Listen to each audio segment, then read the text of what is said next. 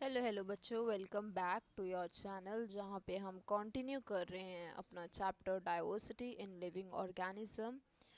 And today's goal is vertebrates की हम सब क्लासेस पढ़ेंगे, that is Pisces, amphibians, Aves, reptiles and Mammalia.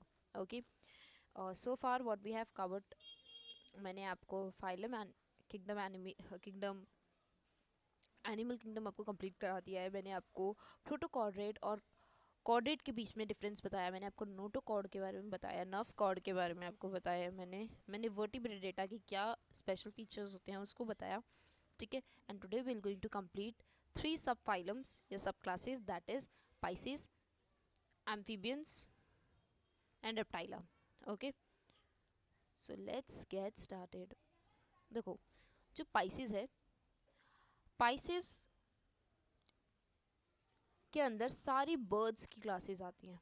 सारी किसकी आती है? ओ सॉरी, फिशेस की क्लासेस आती हैं।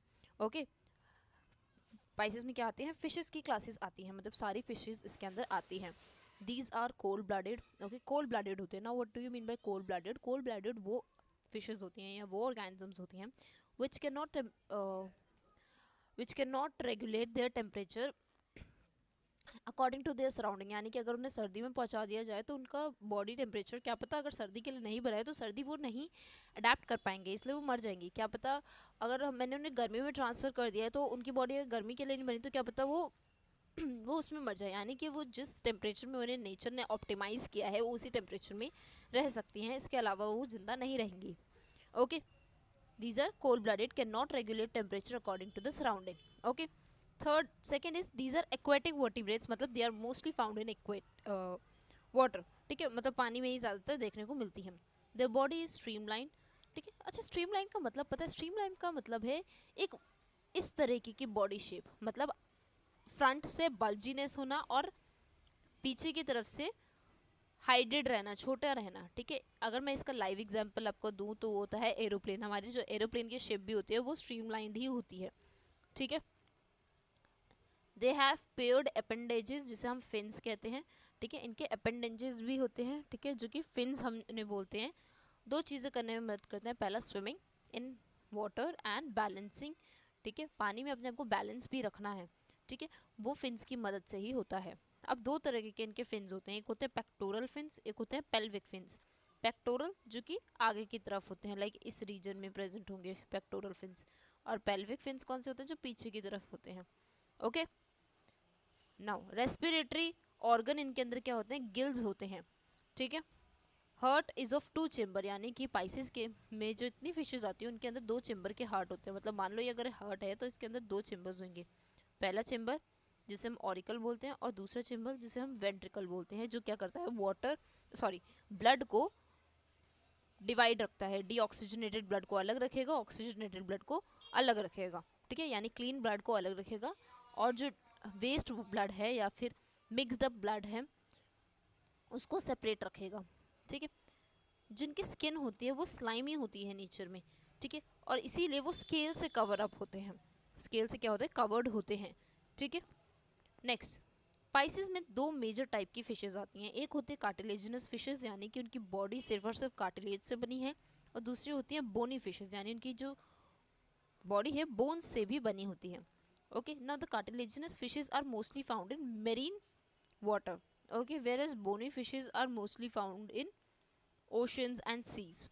ओके, कार्टिलेजिनस फिशेज में एंडोस्केलेटन प्रेजेंट होते हैं। एंडोस्केलेटन क्या होते हैं? देखो, ऐसी बोन्स जो बॉडी के अंदर है। ठीक है, और उनके ऊपर कार्टिलेज की एक लेयर प्रेजेंट है।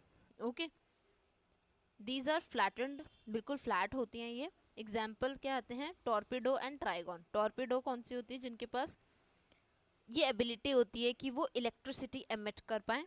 और ट्राइगॉन कौन सी फिश होती हैं? ऐसी फिशेस जो अपने एज अ डिफेंस मैकेनिज्म के लिए वो स्टिंग यूज़ कर पाएँ। ठीक है, and second type of fishes is bony fishes which are found in oceans and seas. Okay, these are also endoskeleton, but their body is made from bones only. Okay, example जो कि आप ज़्यादातर उसे आप एडिबल फॉर्म में भी लेते हो, जैसे रूहू हो गया, सी हॉर्स। ठीक है, and flying fish. Okay, but the most important feature is that they both are cold blooded. ठीक है, they cannot regulate their body temperature according to the surrounding. Okay, next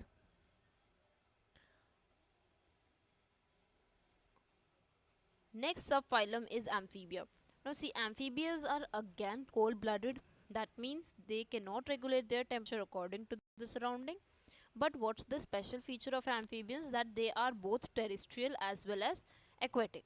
Okay, they have paired limbs. इनके पास paired limbs होते हैं, दो हाथ दो पैर. ठीक है, limbs are pentadecadal. मतलब हमारे हैंड्स तो हैं, देखो हमारे हैंड्स हैं, लेकिन हमारे हैंड्स में भी 5 फिंगर्स हैं.